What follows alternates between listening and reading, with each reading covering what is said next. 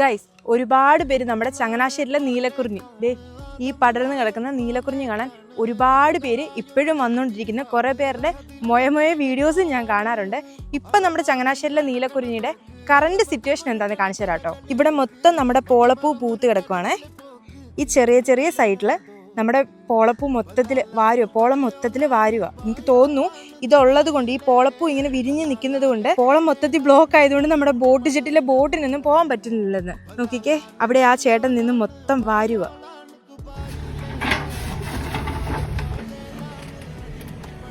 അപ്പോൾ ഇനി നമ്മുടെ ചങ്ങനാശ്ശേരിയിലെ നീലക്കുറിഞ്ഞി കാണാനായിട്ട് ആരും വരണ്ട. ഇത് മൊത്തം വാരിയിട്ടേക്കുവാണേ.